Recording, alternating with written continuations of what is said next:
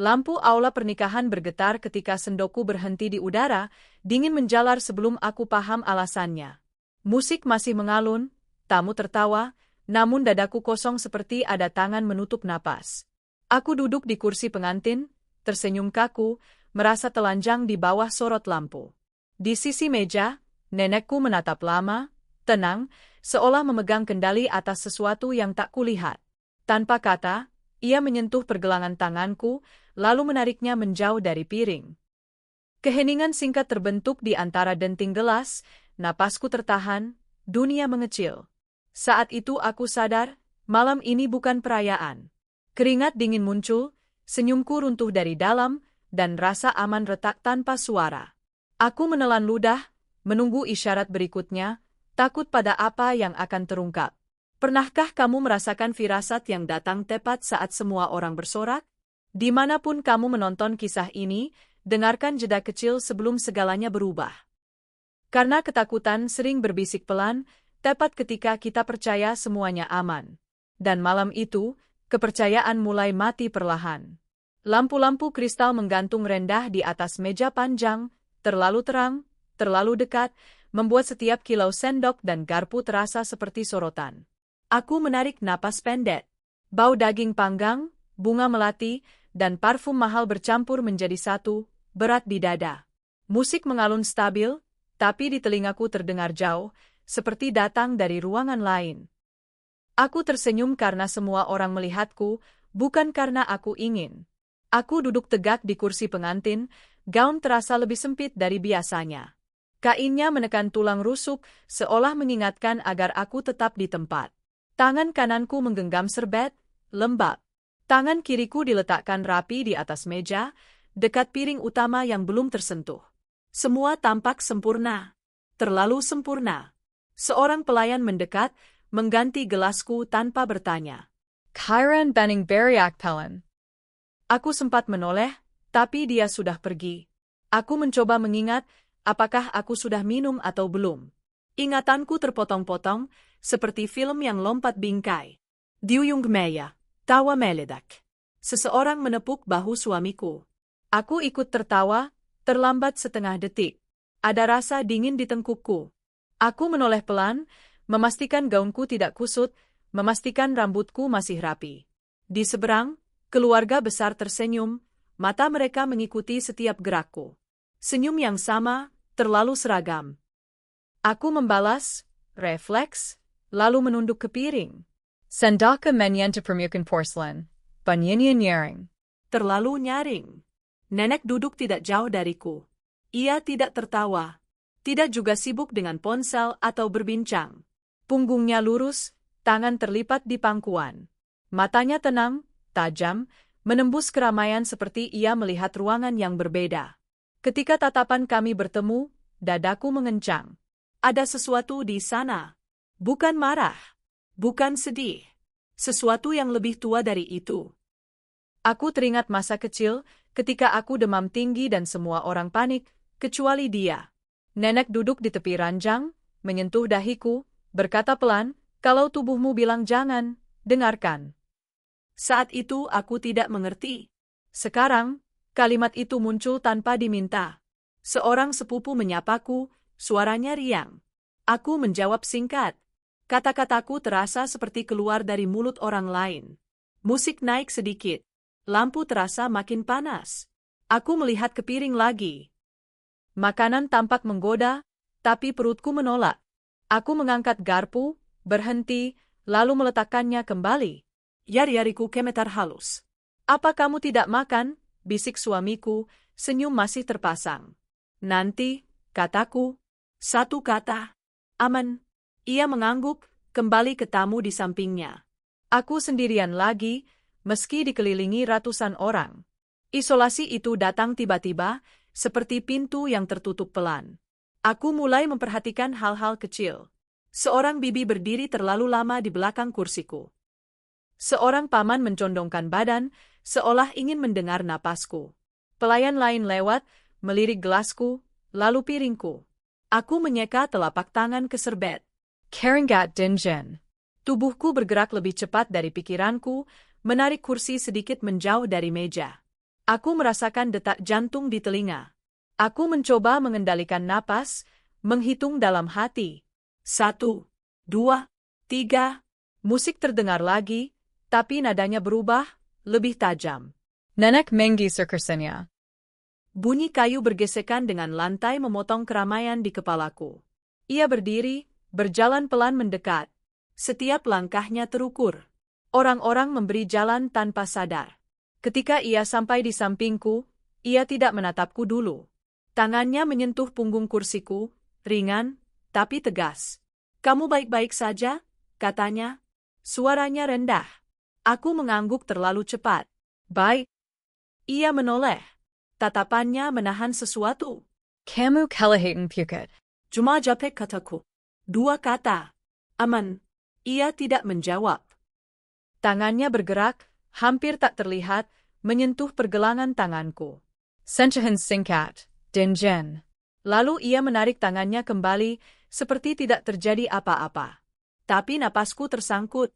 Aku menoleh ke tanganku. "Kelik kemerinding." Aku mencoba tersenyum lagi. Aku memaksa diri untuk makan 1 suap. Garpu masuk ke mulut. Rasanya aneh. Bukan pahit. Bukan asin. Kosong. Aku menelan dengan susah payah. Perutku bergejolak. Aku menaruh garpu, cepat. Nenek kembali ke kursinya. Ia duduk, lalu melipat tangan lagi. Kali ini, ia menatap lurus ke depanku, bukan ke meja, bukan ke orang-orang. Seolah ia menunggu sesuatu jatuh dari langit. Aku mengikuti arah pandangnya. Tidak ada apa-apa. Hanya lampu, kain putih, dan bunga. Suara tawa pecah lagi. Tepuk tangan. MC memanggil nama kami. Aku berdiri, bergerak seperti boneka. Semua mata kembali padaku. Aku melangkah ke depan, merasakan lantai bergoyang. Mikrofon Dinjen di tanganku. Aku berbicara, kata-kata standar, hafalan. Aku mendengar suaraku sendiri, stabil, tapi jauh. Seperti rekaman. Saat aku kembali duduk, nenek sudah berdiri lagi. Kali ini ia lebih dekat. Ia menunduk sedikit, cukup agar hanya aku yang mendengar. "Jangan sentuh minumannya." Aku membeku. Jantungku berhenti 1 detik. Aku tidak menoleh. Aku tidak bertanya. Aku hanya mengangguk, sangat pelan. Ia berdiri tegak kembali, lalu pergi, menyatu dengan keramaian. Aku menatap gelasku. Cairannya diam. Permukaannya memantulkan lampu, sempurna. Aku mendorongnya menjauh, perlahan, seolah tidak sengaja. Seorang pelayan mendekat lagi. Aku mengangkat tangan sebelum ia bicara. "Tidak usah," kataku. Suaraku lebih keras dari yang kuinginkan. Beberapa orang menoleh. Aku tersenyum, meminta maaf tanpa kata. Pelayan itu ragu sejenak, lalu mundur. Aku merasakan tatapan menempel di punggungku. Tebuka menegang. Aku tidak tahu apa yang aku lindungi, tapi naluriku sudah memilih sisi. Malam berjalan, tapi waktu terasa terlipat. Aku menghindari makanan, minuman, sentuhan. Aku berbicara seperlunya. Setiap kali aku menoleh ke nenek, ia mengangguk kecil, hampir tak terlihat. Isyarat kedua. Lebih tegas. Lebih nyata. Aku mulai memahami satu hal, perlahan, seperti bayangan yang mengeras. Ada sesuatu yang disiapkan rapi. Dan aku seharusnya tidak mengetahuinya. Aku tersenyum, berdiri, duduk, menjawab sapaan, seperti mengikuti koreografi yang sudah dihafal. Tapi pikiranku terbelah. Separuh berada di meja pengantin, separuh lagi mundur bertahun-tahun ke satu sore yang selama ini tidak pernah kupikirkan lagi. Sore ketika aku menandatangani sesuatu tanpa membaca. Sore yang sekarang terasa seperti kesalahan pertama. Suara sendok beradu dengan piring terdengar berulang, ritmis, menekan. Setiap bunyi seperti pengingat. Aku mengangguk pada seorang tamu, mataku melirik ke arah nenek. Ia berdiri dekat pintu, berbicara dengan seseorang, wajahnya tenang. Terlalu tenang. Seolah ia tahu berapa lama waktu yang tersisa. Aku mencoba mengingat dokumen itu. Curtis Tibble. Map Koklat. Tanda tangan diminta cepat. Cuma formalitas, kata seseorang waktu itu. Aku masih muda, terlalu percaya, terlalu lelah untuk bertanya. Aku ingat pena di tanganku terasa berat. Aku ingat nenek berdiri di sudut ruangan, diam, menatap. Aku tidak ingat isi dokumen itu. Tidak satu kata pun. Semua baik, tanya ibuku, mencondongkan badan. Baik, jawabku. Kata itu keluar otomatis. Ia menepuk lenganku, senyum singkat, lalu berlalu. Aku merasakan tatapannya tinggal lebih lama dari sentuhannya. Seperti memastikan aku tetap di jalur yang sudah digambar. Aku menelan ludah. Tenggoro Kenka Kiring. Lampu aula mulai meredup sedikit, diganti cahaya kuning lembut. Musik berganti, lebih pelan. Tapi bagiku, ruangan justru terasa makin sempit. Orang-orang bergerak, tapi jarak di antara mereka mengecil. Aku merasakan mata di punggungku lagi. Aku tidak menoleh. Aku belajar dari nenek. Jangan langsung melihat sumber ketakutan. Aku berdiri, berpura-pura ke kamar kecil. Lorong menuju sana lebih gelap. Karpet meredam langkah kakiku. Setiap pintu tertutup rapat. Aku berhenti sejenak, menempelkan tangan ke dinding, dingin. Napasku cepat. Aku menutup mata, mencoba menata pikiran. Dokumen itu. Siapa yang memintaku menandatangani? Mengapa? Untuk apa? Pintu kamar kecil terbuka. Cermin besar memantulkan wajahku. Aku tampak utuh. Rapi. Tapi mataku berbeda. Lebih waspada. Aku mencuci tangan lebih lama dari perlu, memperhatikan suara air. Tidak ada yang aneh. Justru itu yang membuatku gelisah. Saat keluar, nenek sudah menungguku di lorong. Aku terkejut, hampir bersuara. Kamu ingat? Katanya pelan. Ingatan apa? Bisikku. Ia mendekat satu langkah. Yang kamu tanda tangani. Dataka Menjenkang. Itu, lama. Ia mengangguk. Dan kamu tidak membaca. Aku diam. Kalimat itu bukan pertanyaan. Aku menunduk, merasa kecil. Rasa bersalah datang tiba-tiba, berat. Ia menepuk tanganku sekali, lalu pergi tanpa menunggu jawabanku.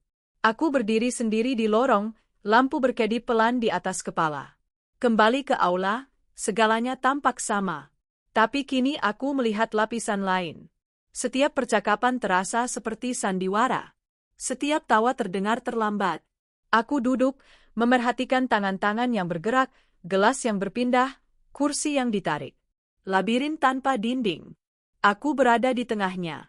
Seorang sepupu mendekat, membawa ponsel. Foto bareng.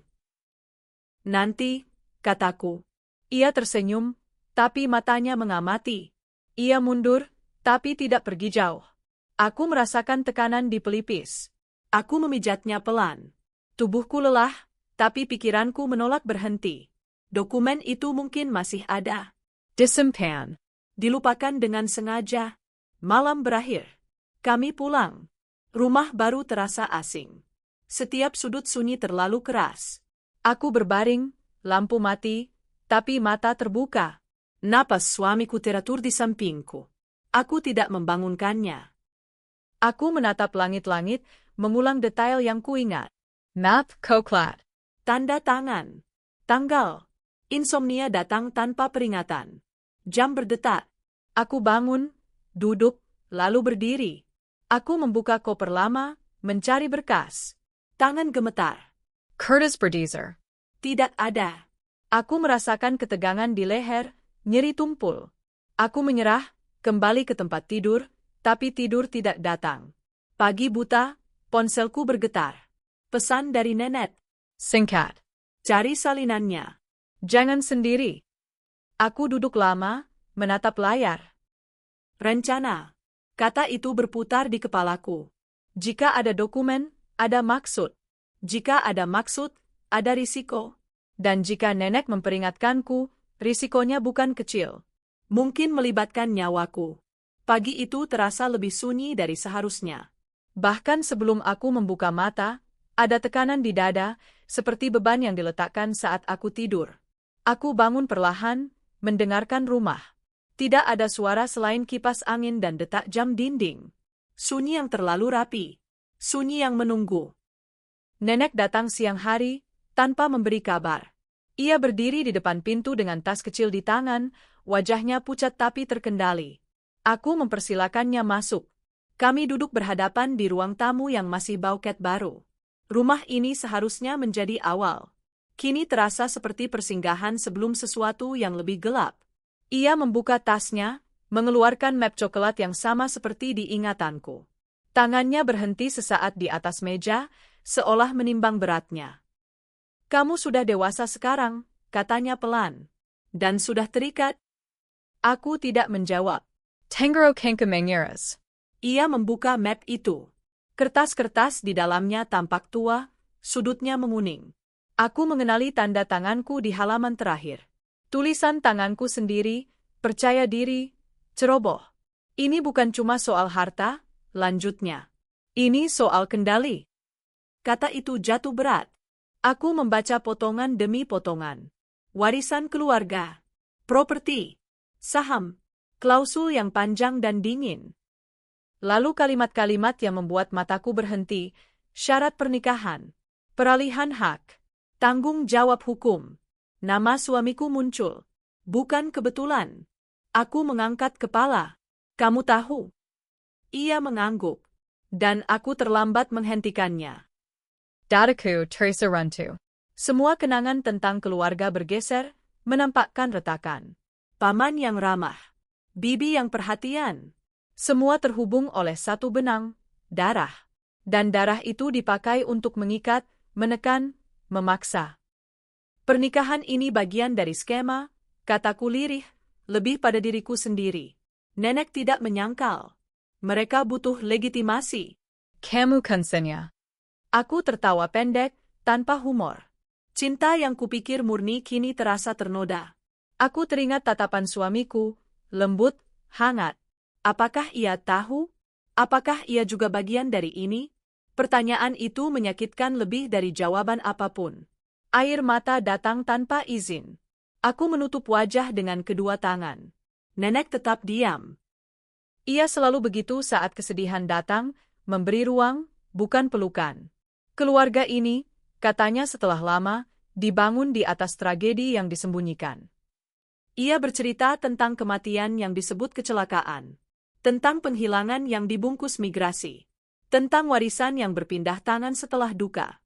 Setiap cerita pendek, dingin, tanpa detail berlebihan. Justru itu yang membuatnya menakutkan. Pola mulai terlihat. Dan aku berada di titik berikutnya. Aku merasa mual. Ruangan berputar pelan. Aku berpegangan pada sandaran kursi. Tubuhku bereaksi lebih cepat dari pikiranku. Ini bukan paranoia. Ini sistematis.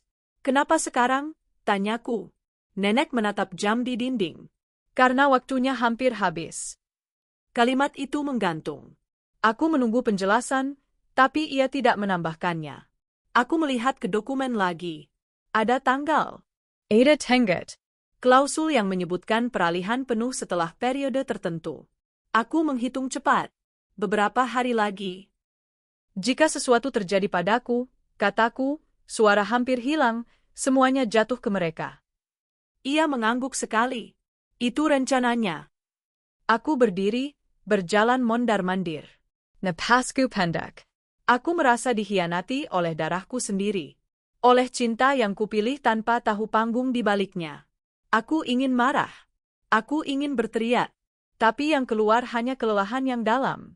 Dia tidak tahu, kataku, mencoba meyakinkan diri sendiri tentang suamiku. Nenek menatapku lama. Aku tidak yakin. Kata-kata itu memotong lebih tajam dari pisau. Aku berhenti bergerak. Keheningan kembali memenuhi ruangan. Jam berdetak. Setiap detik terdengar seperti langkah mendekat. Aku duduk lagi. Pikiranku runtuh lalu menyusun ulang. Jika ada rencana, ada celah. Jika ada tenggat, ada keputusan yang harus diambil. Rasa putus asa perlahan bergeser, digantikan sesuatu yang lebih keras. Naluri. Apa yang harus kulakukan? Tanyaku. Nenek menutup map itu, mendorongnya ke arahku. Bertahan. Dan jangan percaya siapapun tanpa bukti. Aku memegang map itu. Barat Nyaniata. Di luar, suara motor lewat. Dunia berjalan seperti biasa. Tapi bagiku, waktu menyempit. Aku sadar satu hal dengan jelas, dingin, dan tak terbantahkan, jam sudah mulai menghitung mundur. Lampu rumah menyala satu persatu, tapi bayangan tidak ikut pergi. Aku berdiri di ambang pintu, kunci masih di tangan, mendengarkan. Tidak ada suara selain dengung listrik dan langkahku sendiri yang terasa terlalu keras. Rumah ini pernah terasa hangat. Malam ini, ia terasa seperti jebakan yang menunggu ditutup. Aku berjalan pelan, memeriksa setiap sudut. Tirai tertutup rapat. Jendela terkunci. Pintu belakangku pastikan terkunci 2 kali. Gerakanku hati-hati, terukur, seperti jika aku bergerak terlalu cepat, sesuatu akan bereaksi. Aku tidak tahu apa. Hanya tahu aku tidak sendirian dalam pikiran ini. Suamiku sedang mandi. Suara air mengalir dari kamar mandi terdengar konstan. Terlalu konstan. Aku menatap pintu kamar, mencoba membaca tanda-tanda kecil. Handuk yang tergantung. Ponselnya di meja. Layar mati. Aku menahan diri untuk tidak menyentuhnya. Setiap keputusan kecil terasa seperti persimpangan berbahaya. Aku duduk di sofa, punggung tegak. Mataku mengikuti pantulan cahaya di dinding. Jam dinding menunjukkan pukul 9 malam. Terlalu awal untuk merasa selelah ini. Tapi tubuhku tegang, otot-ototku seperti siap berlari tanpa arah. Pesan dari nenek masuk. Singkat. Malam ini jangan tidur nyenyak. Dengarkan. Aku membalas dengan satu kata. Ja. Air berhenti. Pintu kamar mandi terbuka. Suamiku keluar, rambut basah, wajah santai. Senyum yang biasa. Senyum yang kini kupelajari dari jarak jauh. Kamu pucat, katanya. Kapek, jawabku. Ia mengangguk, tidak mendesak. Ia duduk, mengambil ponselnya. Jarinya bergerak cepat, lalu berhenti saat menyadari aku melihat. Ia meletakkannya kembali. Terlalu cepat. Aku mencatatnya dalam diam. Makan malam kami sunyi. Sendok menyentuh piring. Aku makan sedikit, memerhatikan. Ia makan seperti biasa. Tidak terburu-buru. Tidak gugup. Ketidaknormalan justru ada di ketiadaan tanda. Aku menelan dengan susah payah. Aku mau tidur lebih awal, kataku. Ia menatapku sejenak. Aku menyusul. Di kamar, aku berganti pakaian pelan. Lampu redup. Aku berbaring, menutup mata, tapi tidak tidur. Napas ke dengkul. Aku menghitung detik. Suara langkah mendekat. Kasur bergetar saat ia berbaring di sampingku. Aku menyesuaikan napas agar terdengar terlelap. Gelap menjadi lebih berat. Setiap bunyi kecil membesar. Kipas angin berdecit. Kayu memuai. Aku mendengarkan, seperti diminta nenek. Dengarkan. Dengarkan apa? Beberapa saat kemudian, aku merasakan ia bergerak. Perlahan. Sangat pelan. Kasur bergeser sedikit. Aku tetap diam. Mataku terpejam, tapi pikiranku tajam. Aku mendengar gesekan kain.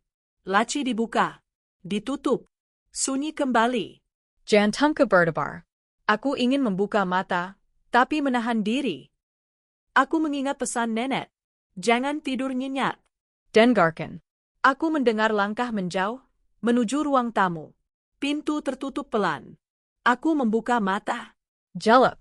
Aku duduk perlahan, kaki menyentuh lantai dingin. Aku berdiri, mengendap ke pintu kamar. Kubuka sedikit. Cahaya dari ruang tamu menyelinap. Suamiku berdiri membelakanku. Memegang map koklat. Map yang sama. Tanggengku jamatar. Aku mundur setapak, hampir menginjak papan lantai yang berderit. Aku berhenti. Napasku tertahan. Ia membalik halaman, membaca. Wajahnya tenang. Terlalu tenang. Seolah ini bukan rahasia, melainkan rencana yang sudah matang. Aku kembali ke kamar, menutup pintu tanpa suara. Dunia menyempit menjadi satu pilihan, diam atau mati. Aku duduk di tepi ranjang, kepala di tangan. Kepercayaan runtuh, jatuh satu persatu, meninggalkan lubang yang dingin. Ponselku bergetar lagi. Pesan dari nenek. Jika dia ke ruang kerja, kunci dirimu. Aku membaca cepat. Langkah kaki mendekat ke arah ruang kerja. Aku berlari kecil ke kamar mandi, mengunci pintu.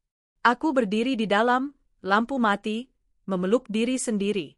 Suara pintu ruang kerja terbuka. Ditutup. Kunci berputar. Waktu menyempit. Aku menatap jendela kecil kamar mandi. Tinggi, sempit. Aku membuka, udara malam masuk. Suara serangga. Jalanan jauh di bawah. Aku ragu. Terlalu tinggi. Terlalu berisiko. Di luar, suara langkah. Pintu kamar diketuk. Helen, kamu belum tidur? Suaranya lembut. Aku tidak menjawab. Ketukan berhenti. Sunyi. Lalu suara kunci kamar diputar. Terkunci. Aku terjebak. Napas kememberu. Kesalahan kecil. Aku seharusnya mengunci kamar, bukan kamar mandi. Aku menahan napas. Menunggu. Tidak ada suara lanjutan. Aku menunggu lama sampai kakiku pegal. Akhirnya, langkah menjauh. Pintu ruang kerja terbuka lagi. Ditutup. Aku mendengar suara printer. Kertas bergerak. Aku membuka ponsel, mengirim pesan cepat ke nenek. Dia punya mapnya. Balasan datang hampir seketika. Aku tahu. Ada salinan di lemari besi lama. Di mana? Gudang belakang rumah orang tuamu.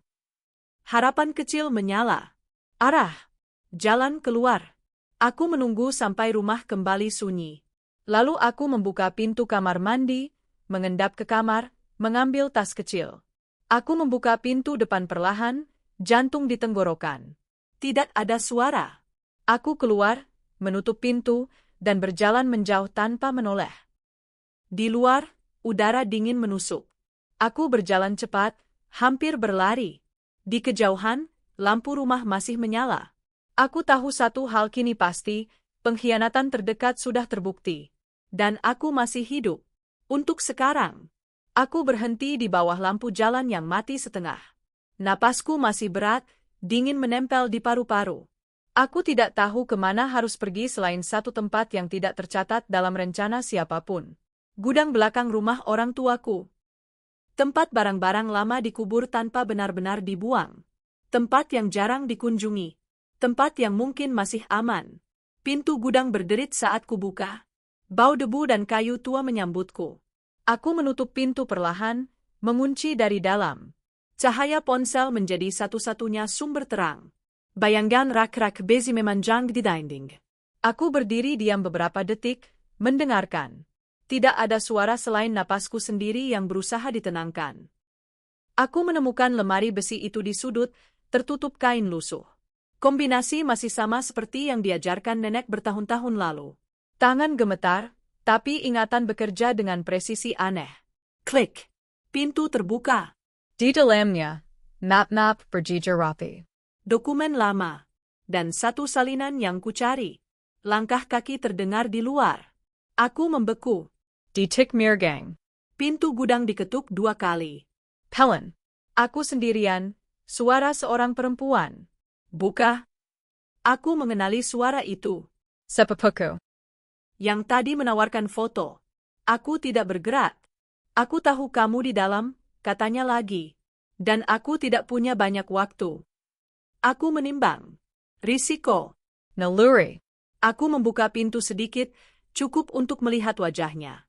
Matanya waspada, bukan panik. Ia mengangkat kedua tangan, kosong. Aku di pihakmu, katanya singkat. Aku tertawa pendek, kering. Semua orang bilang begitu. Ia menelan ludah. Nenek yang menyuruhku. Nama itu membuatku membuka pintu lebih lebar. Ia masuk, menutup pintu di belakangnya. Kami berdiri berhadapan, jarak aman. Cahaya ponsel menyorot wajah kami bergantian. Kamu tahu tentang dokumen itu? Tanyaku. Ia mengangguk. Tidak semuanya. Tapi cukup. Kami duduk di lantai gudang, map di antara kami. Ia menjelaskan potongan-potongan yang ia tahu. Tentang rapat keluarga. Tentang perhitungan.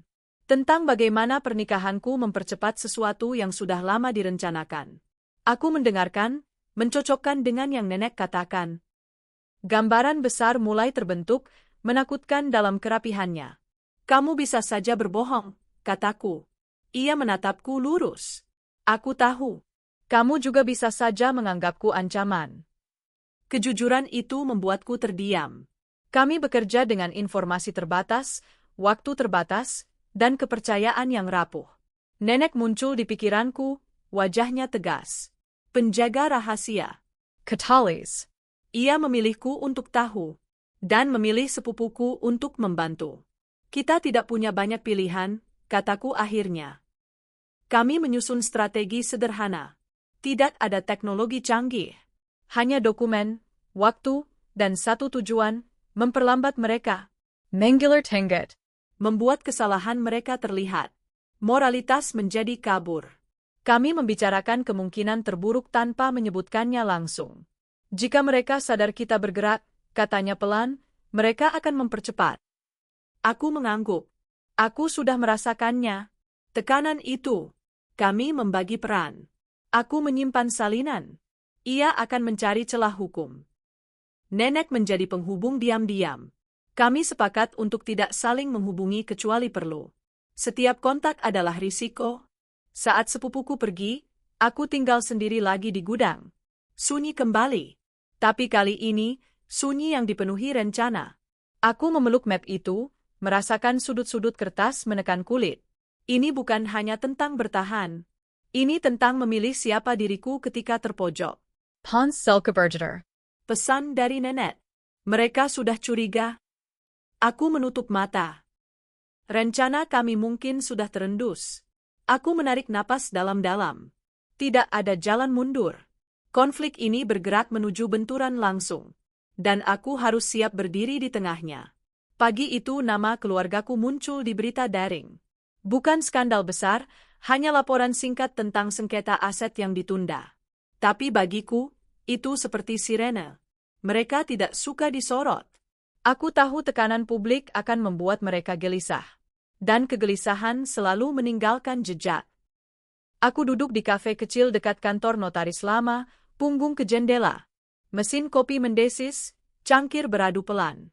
Aku memilih tempat itu karena bisingnya menutup percakapan, karena orang-orang datang dan pergi tanpa peduli. Aku menunggu dengan ponsel terbalik di meja, jari mengetuk ritme yang tidak kusadari. Sepupuku datang tanpa menyapa. Ia duduk, membuka map tipis, mendorongnya ke arahku. Ini celahnya, katanya singkat. Aku membacanya cepat. Tanggal, tanda tangan, satu klausul yang sengaja dibiarkan ambigu. Kesalahan kecil. Atau kesombongan. Aku menahan senyum. Kelemahan selalu muncul ketika seseorang merasa terlalu lama mengendalikan permainan. Siapa? Tanyaku. Ia tidak menjawab segera. Matanya bergerak, memindai ruangan. Yang paling tenang. Nama itu tidak perlu diucapkan. Wajah itu muncul di pikiranku, senyum yang selalu tepat, nada suara yang tidak pernah naik. Orang yang mengatur rapat tanpa terlihat memimpin. Pelaku utama yang bersembunyi di balik kesopanan. Aku berdiri, meninggalkan kafe tanpa menoleh. Di luar, matahari terik, tapi udara terasa dingin. Aku berjalan cepat, memutuskan arah sambil melangkah. Konfrontasi tidak harus keras. Cukup tepat. Rumah keluarga kembali menjadi panggung. Siang itu ramai. Kunjungan mendadak. Alasan resmi, membahas pembagian tugas acara keluarga berikutnya. Alasan sebenarnya, menutup kebocoran. Aku masuk dengan senyum tipis, membawa map yang sama. Mataku menangkap perubahan kecil. Kursi diatur ulang. Pintu ruang kerja tertutup. Nada bicara diturunkan. Nenek duduk di ujung ruangan. Punggungnya sedikit lebih membungkuk. Tatapannya tetap tajam. Aku menghampirinya, mencium tangannya. Kulitnya dingin. Kamu siap? Bisiknya. Aku mengangguk. Percakapan dimulai ringan. Teh disaikan. Biskuit diletakkan. Lalu aku menyelipkan satu kalimat, seolah bercanda. Menarik juga ya, klausul peralihan itu. Sunyi jatuh. Tidak lama. Cukup untuk melihat siapa yang berkedip lebih dulu. Ia tidak. Tapi jarinya berhenti bergerak. Setengah detik. Aku menangkapnya. Semua sudah sesuai hukum, katanya, nada datar. Belum tentu, balasku, tenang. Tekanan publik mulai merembes. Ponsel bergetar di atas meja. Seseorang mematikannya. Terlalu cepat. Aku melanjutkan, memanfaatkan kelemahan itu. Menyebut tanggal. Menyebut saksi. Menyebut keterlambatan pengetahuan. Kata-kataku tidak menyerang, hanya menyusun. Kebohongan lama mulai retak di sela-sela keheningan. Wajah-wajah berubah. Ada yang menunduk. Ada yang marah tertahan. Pelaku utama tetap tenang, tapi napasnya berubah. Aku mendekat satu langkah. Kita bisa hentikan ini, kataku. Sekarang. Ia tersenyum kecil. Kamu terlalu jauh. Tidak, jawabku. Aku tepat waktu. Nenek berdiri. Suaranya rapuh tapi tegas. Aku yang menandatangani awalnya. Aku yang menutup mata. Semua menoleh padanya. Beban masa lalu jatuh ke lantai, berat. Ia mengakui perannya tanpa detail, tanpa pembelaan. Konsekuensinya jelas. Ia menyerahkan dirinya pada penilaian mereka. Pengorbanan pribadi yang mengubah keseimbangan ruangan. Pelaku utama akhirnya bereaksi. Suaranya naik sedikit. Kamu tidak berhak. Aku berhak, potong nenek. Karena aku masih hidup. Keheningan menegang. Aku memanfaatkan momen itu, meletakkan dokumen pembanding di meja. Bukti yang cukup untuk membuat mereka ragu, cukup untuk menghentikan percepatan. Wajah pelaku utama mengeras. Tepengnya retak, tipis. Ini tidak selesai, katanya. Aku mengangguk. Aku tahu. Pertemuan berakhir tanpa keputusan. Tapi arah sudah berubah. Tekanan internal bertabrakan dengan sorotan luar. Aku keluar bersama nenek, langkah kami seirama. Di beranda, ia berhenti. Jika mereka terpojok, katanya, mereka menyerang. Aku merasakan ponsel bergetar. Pesan masuk. Nomor tak dikenal. Satu kalimat. Ancaman terakhir diluncurkan. Aku menutup layar, menatap jalan di depan. Semua mengarah pada satu titik tak terelakkan. Meja panjang itu kembali. Cahaya putih memantul di permukaannya, terlalu bersih, seperti pisau yang diasah. Aku berdiri di ujungnya, merasakan napas semua orang berkumpul di satu titik. Waktu terasa mengerut. Detik menjadi rapuh. Mereka mengira ini pertemuan damai. Aku membiarkannya begitu. Kursi ditarik, air dituangkan, suara kecil sengaja diciptakan untuk menutupi ketegangan. Aku memperhatikan tangan-tangan. Siapa yang menggenggam terlalu erat? Siapa yang menghindari tatapanku? Siapa yang terlalu tenang? Pelaku utama duduk berhadapan denganku. Senyumnya tepat. Posternya rapi. Ia menatap seperti seorang pemenang yang menunggu formalitas terakhir. Di sampingku, nenek duduk dengan punggung tegak, napasnya pendek namun teratur. Aku tahu ini akan mengurasnya. Aku tahu ia memilih hadir sampai akhir. Kita akhiri saja ini, kata seseorang, berusaha ringan. Aku mengangguk. Kita akhiri. Aku meletakkan satu dokumen di tengah meja. Bukan salinan. Bukan ringkasan. Yang asli. Aku membiarkannya di sana beberapa detik, memberi waktu bagi semua mata untuk membaca judulnya. Keheningan turun, berat. Pelaku utama tidak bergerak. Itu tidak relevan. Relevan. Jawab Kapellan. Karena tanggalnya. Aku menyebutkan tanggal. Aku menyebutkan saksi. Aku menyebutkan satu kesalahan kecil yang mereka kira terkubur. Swaraka stable. Aku tidak meninggikannya. Aku tidak perlu. Kebenaran bekerja paling keras saat tidak dipaksa. Wajah-wajah mulai berubah. Ada yang memucat. Ada yang menghela napas. Aku melanjutkan, merangkai motif tanpa tuduhan. Warisan yang terkunci. Tenggat yang mematikan. Pernikahan sebagai pemicu. Nama suamiku muncul, bukan sebagai pelaku, tapi sebagai variabel. Aku menahan sakit di dada saat menyebutnya. Ini gila, kata pelaku utama, nada tetap tenang. Ini terencana, balasku. Ia mencondongkan badan. Kamu tidak punya bukti niat. Aku menggeser ponselku. Recommend singkat. Bukan suara penuh. Hanya potongan. Cukup untuk menunjukkan arah. Aku mematikannya sebelum selesai. Aku tidak ingin sensasi. Aku ingin pilihan. Nenek mengangkat tangan. Semua menoleh. Suaranya pelan, tapi ruangan menyesuaikan diri padanya. Aku yang memulai, katanya. Aku yang membiarkan. Aku menoleh padanya. Ia menatap lurus ke depan, bukan padaku. Beban itu akhirnya ia letakkan di meja. Ia menyebutkan satu peristiwa lama. Kematian yang disebut kecelakaan. Keputusan yang diambil dalam ketakutan. Rantai yang kemudian dipakai orang lain untuk mengikat lebih erat. Pelaku utama tersenyum tipis. Kamu mengakui kesalahanmu. Itu cukup. Belum, kata nenek. Aku juga menghentikannya. Ia mengeluarkan kunci kecil dari saku. Kunci lemari besi lama. Simbol, bukan alat. Aku meletakkan dokumen tambahan di samping yang pertama. Cap, tanda terima. Jejak yang tidak bisa dihapus. Suasana menegang. Napas tertahan. Aku merasakan denyut di pelipis. Risiko nyawa terasa dekat, bukan sebagai ancaman fisik, tapi sebagai keputusan yang bisa menghancurkan segalanya.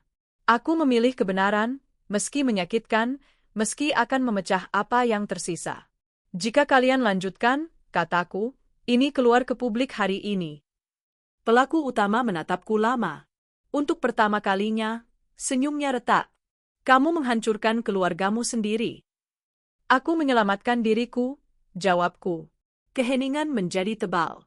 Lalu suara kursi ditarik. Seseorang berdiri. Lalu yang lain. Tekanan berpindah. Konsensus rapuh terbentuk tanpa kata.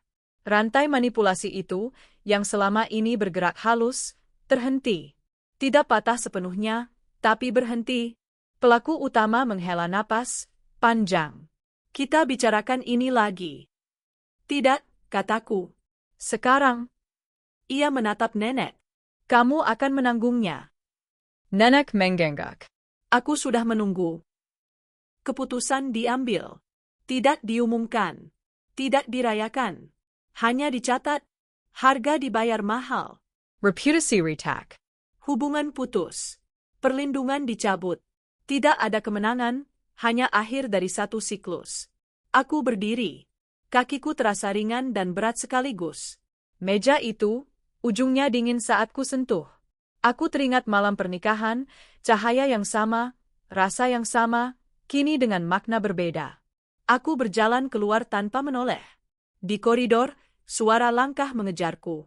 Suamiku. Wajahnya pucat. Kamu tidak bilang apa-apa, katanya. Aku berhenti. Napas ke teratur. Aku mencoba melindungimu. Ia menelan ludah. Dari apa?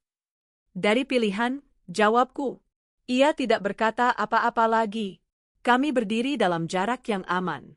Tidak ada pelukan. Tidak ada perpisahan resmi. Hanya jeda yang menyakitkan. Di luar, udara dingin.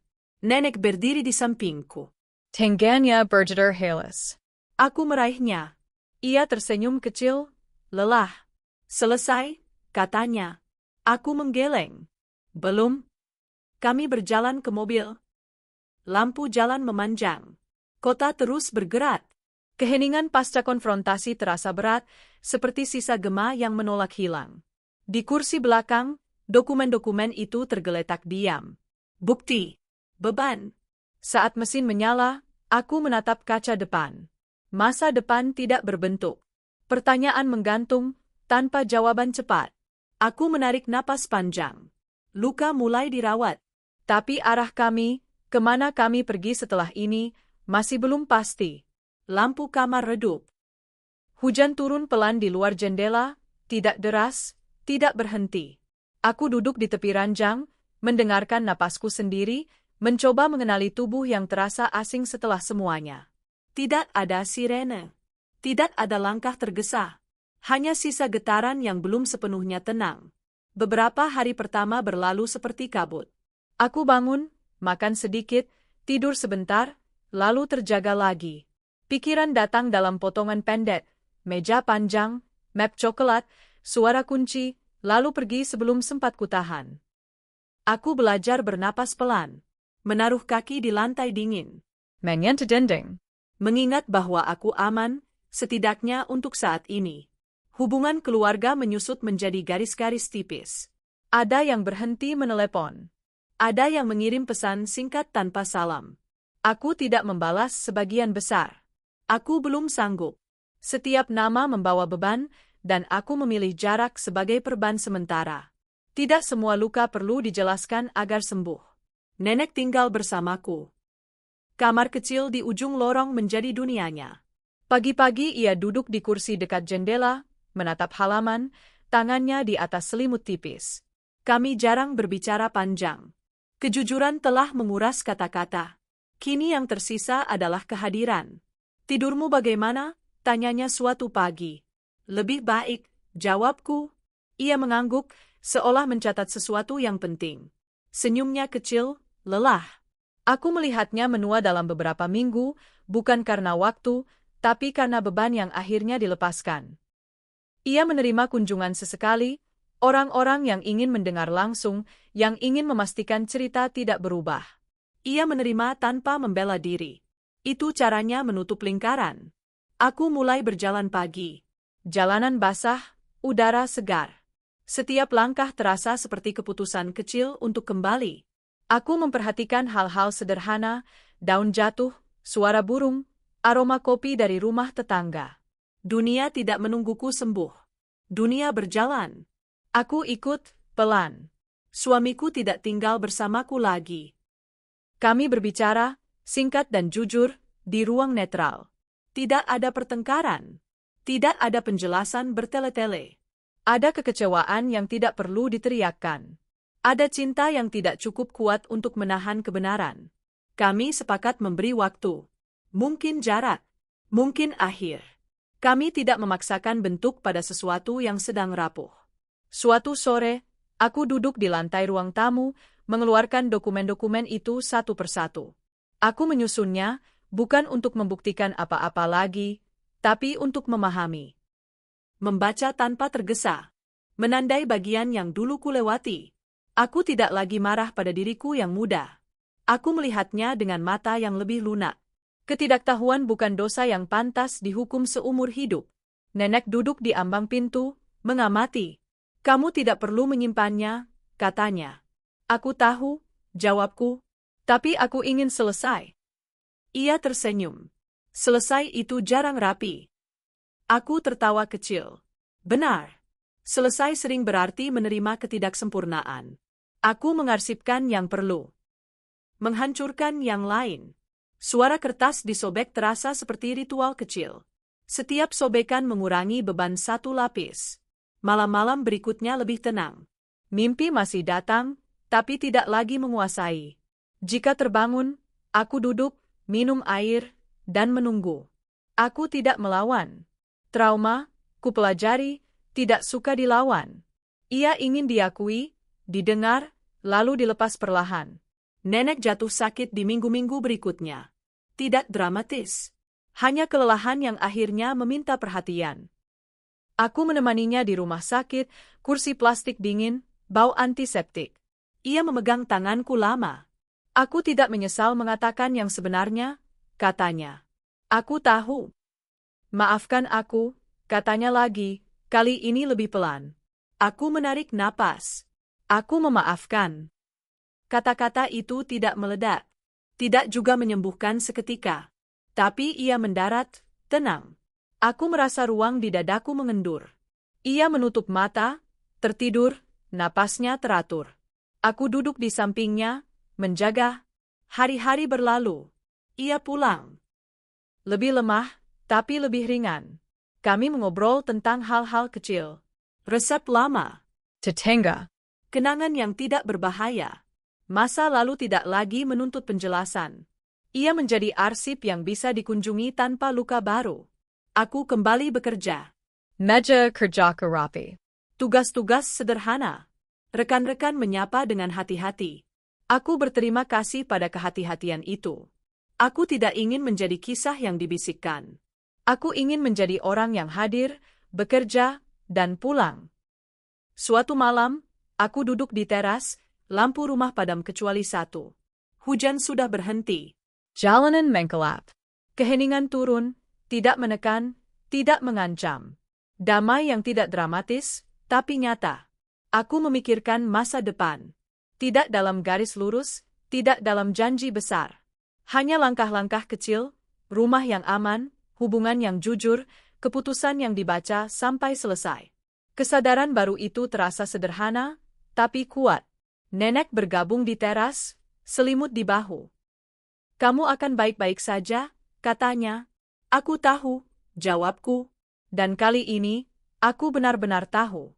Kami duduk dalam diam. Tidak ada lagi yang perlu dikatakan. Keheningan akhirnya menjadi tempat istirahat, bukan ancaman. Setelah semua lampu padam, yang tersisa bukan kegelapan, melainkan ruang untuk bernapas.